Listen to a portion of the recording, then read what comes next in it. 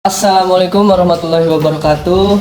Halo teman-teman, selamat datang di podcast mahasiswa yang santai tapi tetap berisi. Hari ini kita akan ngobrol tentang sesuatu yang dekat banget dengan kehidupan kita, yaitu dakwah di media sosial. Nah, kebetulan teman saya ini sedang mendapatkan tugas mata kuliah dari mata kuliah Psikologi Dakwah dari Fakultas Dakwah dan Komunikasi UIN Wali Songo Semarang, betul? Betul, Mas. Ya. Coba langsung kenalan dulu. Oke, terima kasih atas kesempatannya. Baik, izin perkenalkan diri. Saya Raffi Feruzidan dengan NIM 25011160068 dari jurusan Bimbingan dan Penyuluhan Islam Fakultas Dakwah dan Komunikasi Universitas Islam Negeri Wali Songo Semarang. Di tugas kali ini, saya akan membahas tentang dakwah di media sosial dan bagaimana dakwah bisa relevan dengan masyarakat saat ini. Kalau ngomongin dakwah nih biasanya orang nih identik dengan ceramah di masjid ya. Betul. Menurut kamu sendiri, kenapa sih sekarang dakwah mulai masuk ke media sosial? Nah, karena pola hidup masyarakat saat ini sudah berubah, Mas.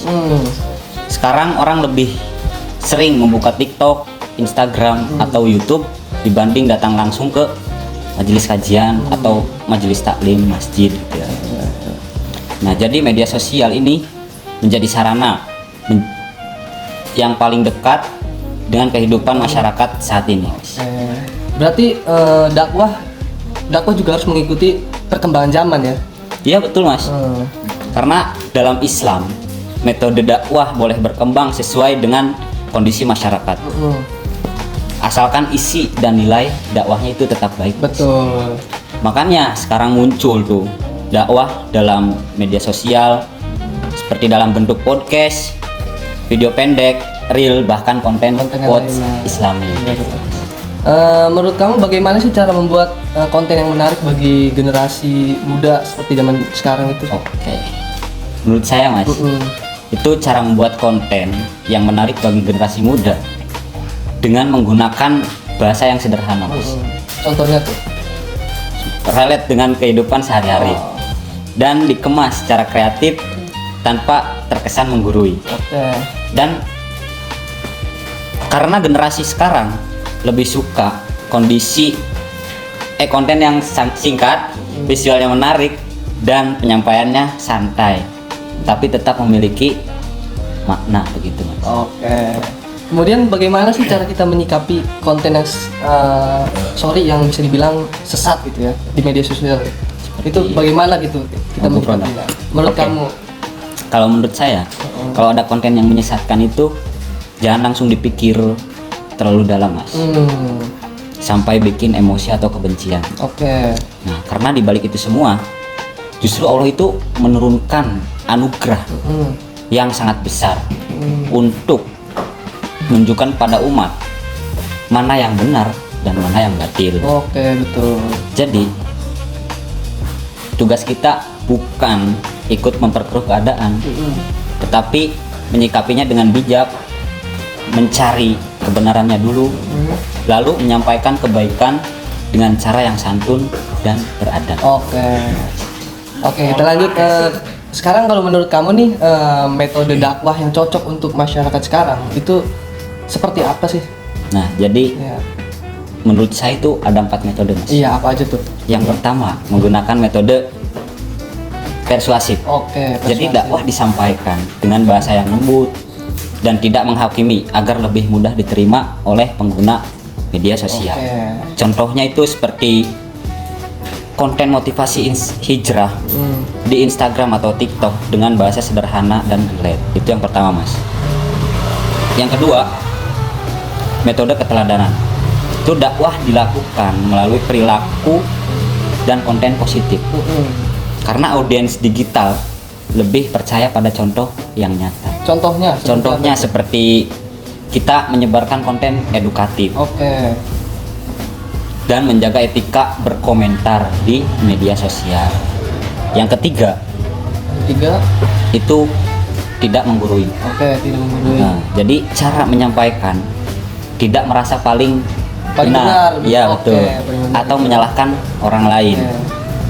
Tetapi kita mengajak dengan lembut Contohnya seperti apa? aku juga masih belajar nih menjaga ucapan di media sosial. Semoga kita sama-sama bisa lebih baik ya. Itu yang ketiga. Yang keempat, metode pendekatan menyesuaikan atau sesuai kondisi madhab. Jadi dalam psikologi dakwah ya, itu menekankan bahwa setiap orang memiliki karakter dan kondisi mental yang berbeda. Sehingga cara penyampaiannya juga harus menyesuaikan. Beda-beda gitu. Contohnya itu seperti kita nih dakwah pada remaja, digunakan atau menggunakan bahasa yang santai dan kreatif.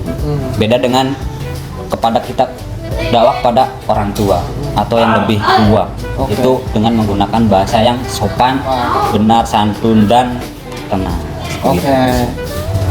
Kalau untuk dampak positifnya sendiri daripada keseluruhan tadi yang sudah dibahas itu apa sih?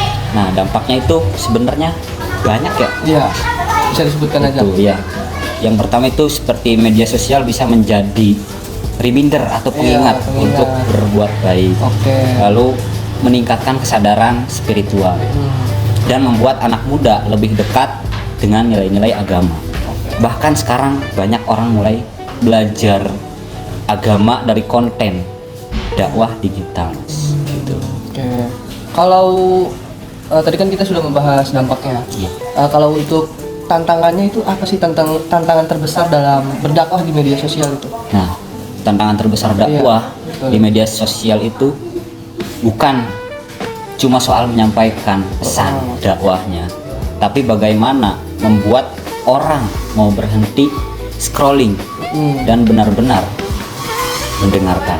Karena sekarang banyak konten viral yang lebih dipilih karena sensasinya gitu mas. Sementara konten yang edukatif, yang memberi makna sering dilewati.